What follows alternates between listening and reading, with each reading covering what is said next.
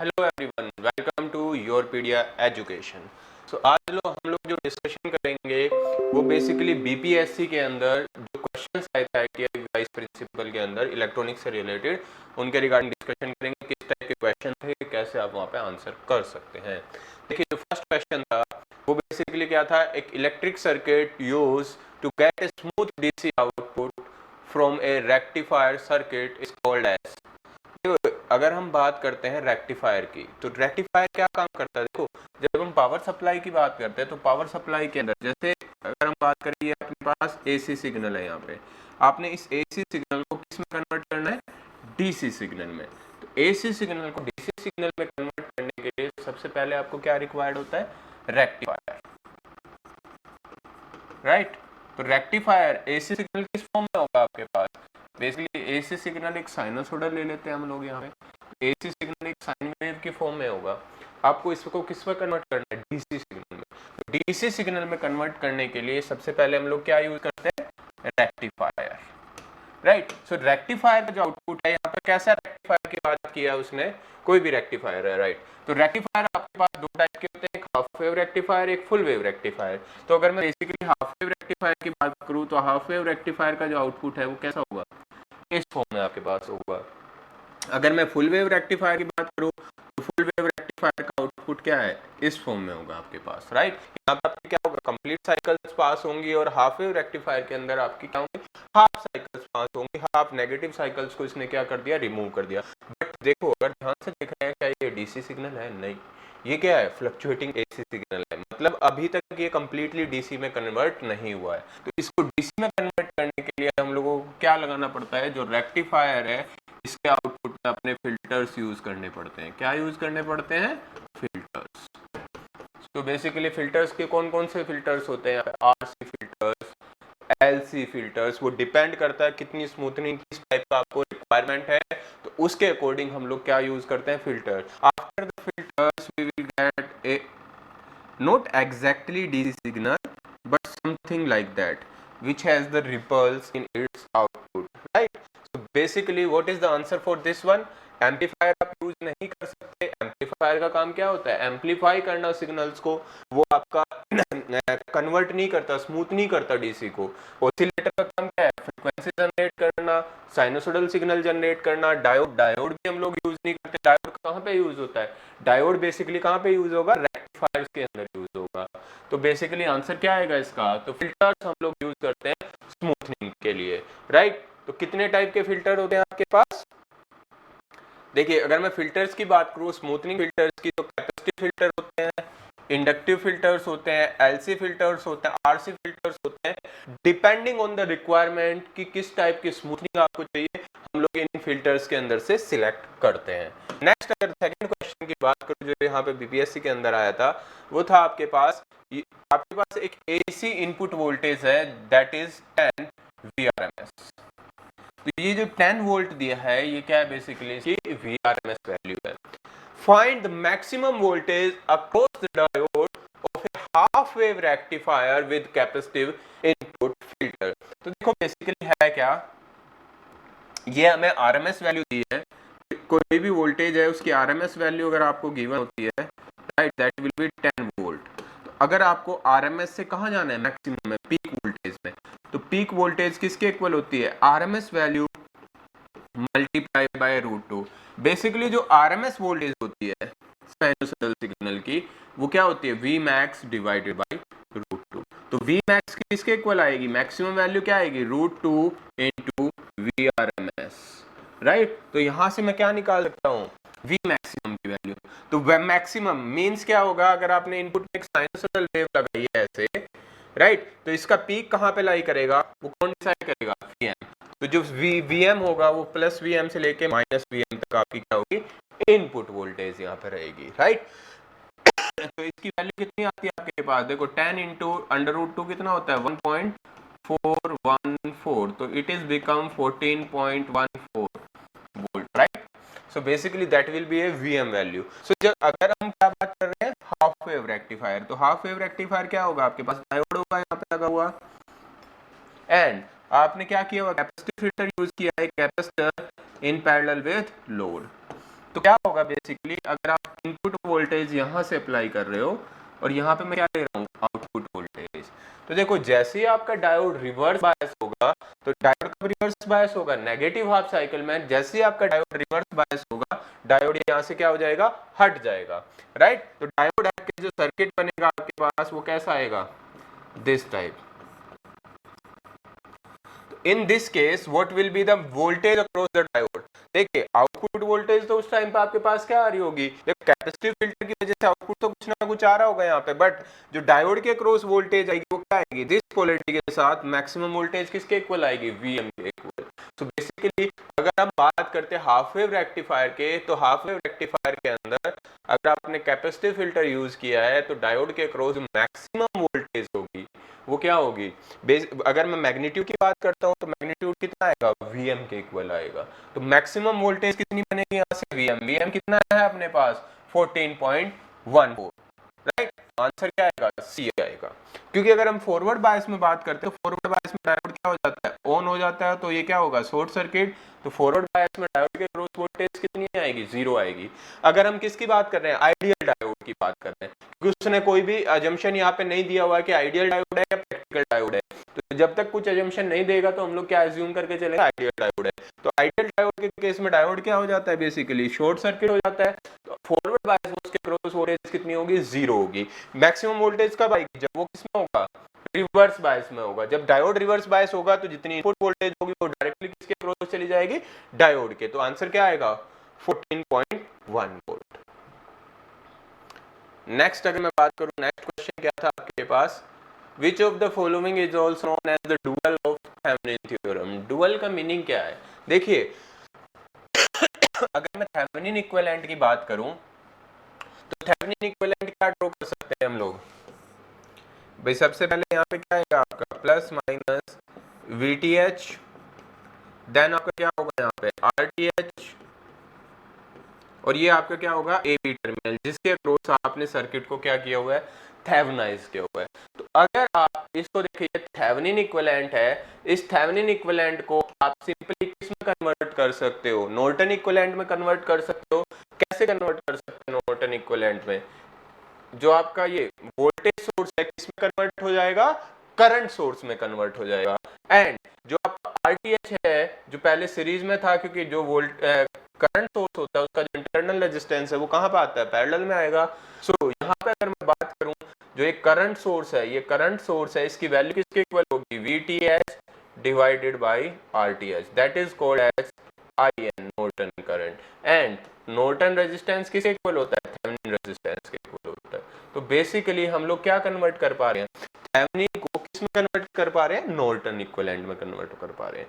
इसीलिए हम लोग क्या कह सकते हैं, थेवेनिन का जो इक्विवेलेंट होगा वो कौन होगा, नॉर्टन थ्योरम होगी, राइट। क्योंकि यहाँ पे आप कन्वर्ट कर पा रहे हो, जो सीरीज रेजिस्टेंस है वो किस में कन्वर्ट हो गया, पैरेलल में। जो वोल्टेज सोर्स है वो किस में कन्वर्ट हो गया, करंट सोर्स में। तो हम क्या बोल सकते हैं कि भाई जो ये थेवेनिन थ्योरम है इसका जो ड्यूअल होगा वो क्या होगा, Norton theorem. Is that clear, right. Next question क्या है, what does the transistor act like an open switch. देखिए अगर मैं ट्रांजिस्टर की बात करता हूं तो ट्रांजिस्टर आपके पास कितने टाइप के होते हैं, 2 टाइप के होते हैं। एक तो PNP ट्रांजिस्टर होता है और एक क्या होता है, NPN ट्रांजिस्टर, राइट। PNP और NPN ट्रांजिस्टर की अगर हम बात करें तो ये एरो डिफाइन करता है किस टाइप का ट्रांजिस्टर है। जब आपका एरो जो है वो क्या है, डाउनवर्ड डायरेक्शन में है, तो बेसिकली ये वाला टर्मिनल इसको हम बोलते हैं क्या, कलेक्टर टर्मिनल, इसको बोलते हैं हम लोग बेस टर्मिनल, और ये वाला टर्मिनल कौन सा टर्मिनल होता है, एमिटर टर्मिनल। तो जो आपका कलेक्टर टर्मिनल है वो एन टाइप रहा होगा। जब भी हम बात करेंगे ऐसे एरो लगा हुआ है तो एरो रिप्रेजेंट करता है direction of current, and direction of current is always from P side to the N side. It means this is P, this is N, and this is also N. So this one is the circuit symbol for the NPN transistor. And if we talk about the PNP transistor, what will be the circuit symbol of the PNP transistor? The circuit symbol of PNP transistor arrow is inside that one. So this will become, the emitter is P type, base is N type, and the collector is P type. तो अपने पास ये दो है, एक PNP transistor है, एक NPN transistor है। अब देखिए ट्रांजिस्टर का जो रीजन ऑफ ऑपरेशन होते हैं वो अपने पास कितने होते हैं, बेसिकली 3 होते हैं जो जनरली हम लोग यूज करते हैं। फर्स्ट आपका होता है cut off. Cut off region का मीनिंग क्या है, आपके पास दो जंक्शन है ट्रांजिस्टर के अंदर, एक तो एमीटर बेस जंक्शन है और एक बेस टू कलेक्टर जंक्शन है। तो जब भी कट ऑफ की बात करेंगे तो दोनों जंक्शन जो है वो क्या होंगी, रिवर्स बायस होंगी। एंड जैसे ही आपकी दोनों जंक्शन रिवर्स बायस होगी, रिवर्स बायस का मतलब क्या है कि कोई भी करंट फ्लो नहीं करेगा थ्रू द ट्रांजिस्टर। अगर ट्रांजिस्टर के अंदर कोई भी करंट फ्लो नहीं कर रहा है, it means what, it will be act like a open circuit. तो पहला रीजन ऑफ ऑपरेशन क्या है ट्रांजिस्टर का, कट ऑफ रीजन। सेकंड क्या है आपके पास, सैचुरेशन। तो अगर मैं सैचुरेशन रीजन की बात करता हूं तो सैचुरेशन रीजन में मेरी दोनों जंक्शन फॉरवर्ड बायस होंगी। और इस केस में देखो जब दोनों जंक्शन फॉरवर्ड बायस हो जाएंगे तो मैक्सिमम करंट फ्लो करेगा। तो सर ट्रांजिस्टर किसकी वजह वर्क करेगा, एज ए शॉर्ट सर्किट। और लास्ट आपके पास जो रीजन ऑफ ऑपरेशन होता है वो होता है एक्टिव रीजन। तो एक्टिव रीजन की जब मैं बात करूंगा तो एक्टिव रीजन में क्या होगा, एमिटर बेस जंक्शन जो है वो फॉरवर्ड बायस होगी और ये वाली जंक्शन जो है वो रिवर्स बायस होगी। तो जब हम एक्टिव रीजन की बात करते हैं तो एक्टिव रीजन में ट्रांजिस्टर किस तरह वर्क करता है, एज ए एम्पलीफायर। जो जब भी ट्रांजिस्टर का एज एम्पलीफायर आपको वर्क कराना है तो हम लोग कहाँ पे यूज करेंगे, एक्टिव रीजन में। आपको ट्रांजिस्टर को एज ओपन सर्किट वर्क कराना है तो कट ऑफ रीजन में वर्क करेंगे। अगर आपको transistor as short circuit work कराना है तो सैचुरेशन रीजन में। बेसिकली अगर मैं इन दोनों को कंबाइन कर दूं, इन दोनों रीजन को, तो यहाँ पे देखो एक बार ट्रांजिस्टर क्या हो रहा है, ओपन हो रहा है, एक बार क्या हो रहा है, शॉर्ट हो रहा है। ओपन का मतलब क्या हो रहा है, स्विच। अगर आप इसको एज ए स्विच लेके चलो तो इस केस में ट्रांजिस्टर ओपन सर्किट हो गया, इस केस में स्विच क्या हो गया, क्लोज हो गया। तो इस केस में आप क्या ट्रीट कर सकते हो, अगर आप कट ऑफ और सैचुरेशन रीजन को कंबाइन करके यूज करते हो ट्रांजिस्टर को, तो transistor as a switch work करता है, राइट। तो ये आपके पास किसकी चीज है, ट्रांजिस्टर ओपन सर्किट कब वर्क करेगा, जब आपका ट्रांजिस्टर कौन से रीजन में वर्क कर रहा होगा, एक्टिव रीजन में वर्क कर रहा होगा, right. Next,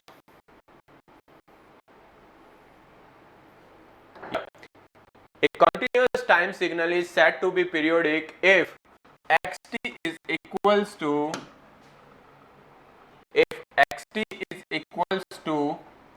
x of, that is x of here, x of t plus t naught, here t naught is called as, देखो अगर मैं बात करता हूँ कोई भी सिग्नल पीरियोडिक होता है जब वो अपने आप को क्या करेगा, रिपीट करेगा एक इंटरवल के बाद, तो plus minus N T naught, ये होती है exact definition for a periodic signal, right. तो यहाँ पे जो आपके पास टी नोट होता है इसको हम लोग क्या बोलते हैं, फंडामेंटल टाइम पीरियड। देखिए अगर मैं साइनोसोडल वेव की बात करूं तो साइन वेव है, एक एग्जांपल ले लेते हैं। तो अगर आप ध्यान से देखो यहाँ पे 2 पाई होगा, यहाँ पे क्या होगा 4 पाई होगा। तो पीरियोडिक का मतलब क्या है, जिसके बाद वो अपने आप को रिपीट करेगा। अगर हम ध्यान से देखें भाई 0 से लेके 4 पाई, तो 4 पाई से लेके 8 पाई, राइट। देखो 4 पाई के बाद भी अपने आप को रिपीट कर रहा है, 8 पाई के बाद भी अपने आप को रिपीट कर रहा है, 2 पाई के बाद भी अपने आप को रिपीट कर रहा है। तो इसका अगर मैं पीरियड की बात करूं, पीरियड इसका 4 पाई भी हो सकता है, 8 पाई भी हो सकता है, 16 पाई भी हो सकता है। बट अगर हम बात करें 2 पाई भी इसका पीरियड हो सकता है। बट अगर हम बात करें fundamental means smallest period, smallest period क्या हो सकता है इसका, 2 पाई। तो बेसिकली जब भी हम लोग पीरियोडिक सिग्नल्स की बात करें तो पीरियोडिक सिग्नल के अंदर जो टी नोट होता है इसको हम लोग क्या बोलते हैं, फंडामेंटल पीरियड, राइट। तो आंसर क्या हो जाएगा, ए। अगर हम इसके बात करें और अदर पीरियड्स की, तो अदर पीरियड्स क्या, 4 पाई भी इसका पीरियड है, 8 पाई भी पीरियड है। तो सेम थिंग हियर, अगर हम बात कर रहे हैं x of t is equals to x of t plus minus n t note, तो यहाँ पे t नोट फंडामेंटल पीरियड है, 2t नोट भी इसका पीरियड होगा, 3t नोट भी इसका पीरियड होगा, 4t नोट भी पीरियड होगा। बट अगर हम फंडामेंटल की बात करेंगे तो फंडामेंटल पीरियड क्या होगा, केवल इसका t नोट होगा, राइट।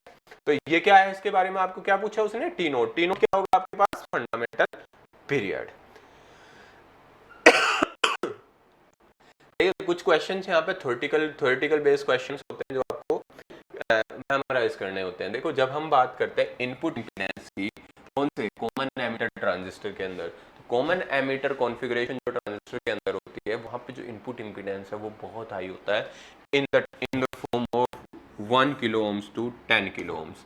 मीन्स अगर हम जनरली बात करें तो इनपुट इम्पीडेंस वेरी हाई होता है, मीडियम रेंज मतलब very high into kilo ohms होता है, तो बेसिकली आंसर क्या आएगा 1 किलो ओम्स, राइट।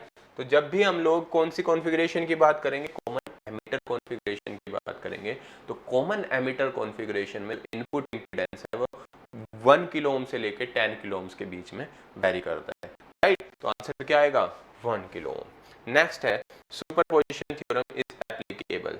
देखो जब हम सुपरपोजिशन थ्योरम की बात करते हैं तो सुपरपोजिशन थ्योरम क्या कहती है आपको, किसी भी लीनियर, राइट, लीनियर सर्किट के अंदर आपकी सुपरपोजिशन थ्योरम जो है वो एप्लीकेबल। लीनियर सर्किट कौन से सर्किट होंगे, जिसके अंदर आपका रेजिस्टेंस लगा हो, कैपेसिटेंस लगा हो या इंडक्टर लगा हो, ये सारे एलिमेंट क्या होते हैं आपके पास, लीनियर एलिमेंट। तो लीनियर सर्किट के अंदर आप क्या कर सकते हो, आपके पास मल्टीपल इंडिपेंडेंट सोर्सेस हैं, तो आप क्या कर सकते हो, इंडिविजुअल सोर्स को ट्रीट करके उसका रेस्पॉन्स निकाल सकते हो, एंड टोटल रेस्पॉन्स क्या होगा वो सम होगा। बट रेस्पॉन्स कौन सा होगा, इंडिपेंडेंट सोर्सेज की वजह से रेस्पॉन्स किसकी टर्म्स में निकाल सकते हैं, वोल्टेज और करंट की टर्म्स में। पावर कभी भी आपका एडिटिव इन नेचर नहीं होता, केवल कौन होता है, current end voltage, right. Power क्यों नहीं होता है, तो पावर बेसिकली किसके इक्वल होता है, आई स्क्वायर आर, राइट। तो पावर के अंदर जो करंट है उसका क्या हुआ, स्क्वायर हुआ। तो पावर के अंदर जो है करंट और वोल्टेज के बीच में नॉन लीनियर रिलेशन होता है। लीनियर रिलेशन कहाँ पे होगा, करंट एंड वोल्टेज के टर्म्स में। तो केवल जो आपकी सुपरपोजिशन थ्योरम है वो कहाँ पे एप्लीकेबल होगी, वोल्टेज एंड करंट के टर्म्स में एप्लीकेबल होगी, राइट। तो जब भी हम सुपरपोजिशन थ्योरम की बात करेंगे तो superposition theorem is only applicable for the current and voltage. It can't be applied for the power and current, right? And voltage and power. Because what happened? If you are treating the power will be a non-linear function of current and voltage. So ये basically कुछ questions थे जो BPSC ITI principal के exam के अंदर आए हुए थे। तो अगर आप हरियाणा के अंदर जो भी ITI प्रिंसिपल का एग्जाम होने वाला है उसके लिए प्रिपेयर कर रहे हैं तो ये आपके लिए हेल्पफुल हो सकते हैं। और अगर आप फर्दर प्रिपेयर करना चाहते हैं तो आप हमारा कोर्स ज्वाइन कर सकते हैं यूरोपिया की वेबसाइट पर विजिट करके। वहाँ पे आपने एक डेडिकेटेड कोर्स लॉन्च किया हुआ है ITI प्रिंसिपल फॉर हरियाणा के लिए। Thank you.